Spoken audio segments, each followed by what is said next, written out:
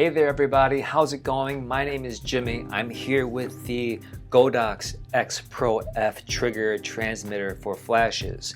I have been into the Godox flash system lately and everything requires firmware checks and updates. I just did a flash video the other day. Hopefully you learned something from that. First, if you want to check to see if your firmware is up to date, I believe mine, the latest one is 1.3, and I'll let you know soon how I know that. First of all, put batteries inside your flash trigger and then press the menu button here on the right side. And you'll see in the top right hand corner of the screen it says version 1.3. I have my cable ready, although you probably won't need it. I'm just saying that because if your cable doesn't work, then it's probably not a data transferring cable. I go over this in my other video when I updated my flash. Anyway, go to google.com, click in the exact thing you're looking for, which is the Godox XPro F. I'm just doing this as a formality to show you guys how to update your gear, especially if it's Godox gear. But you don't need to do this because mine's already updated to the latest firmware and yours probably is too. I'm going to click on the very first link and it takes me to the actual product page. I'm scrolling all the way down to the bottom because this is where all the downloads are. And you can see here XPro F, F standing for Fujifilm. Yours might say Canon or Nikon or whatever. And it's already version 1.3. So I don't need to download this, but I'm going to do it anyway to show you. I'm going to download this and you can see it ends in 360. What a weird name for a file. I'm going to open my downloads folder, double click on this compressed file, and you can see it opens a folder. And here there's a PDF. This PDF is the instructions on how to install this new firmware. Okay, so as you can see, there's some foreign writing here which I'm not going to be able to understand or translate, but it says you need G2. What is G2? G2 is a program by Godox. It's a firmware transfer program because I can't just take it and put it in here. Even with a cable, I need a program to take the file and put it in here. So the program being G2. When I updated my flash the other day, I used G3. I'm sorry this is very confusing. That's why I'm making this video. So I'm going to go back to the website because I have the firmware version 1.3 and I need G2.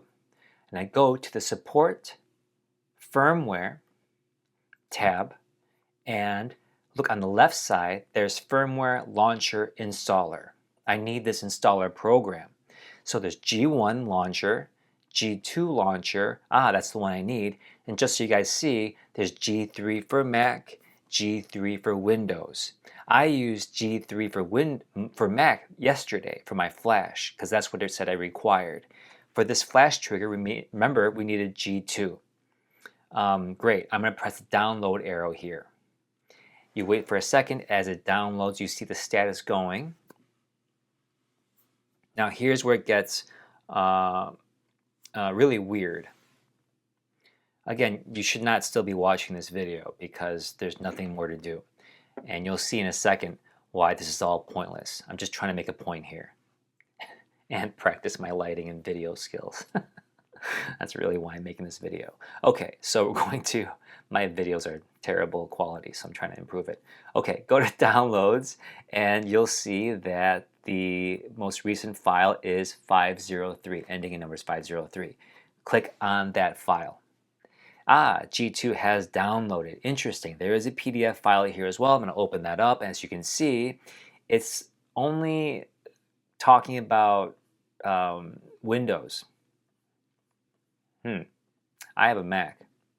So this exe file, which is the firmware, I'm going to double click on that, but I cannot use exes. So what am I really trying to show you here? And I hope to God you're not still watching this video and I'm just talking to a vacuous, empty void here.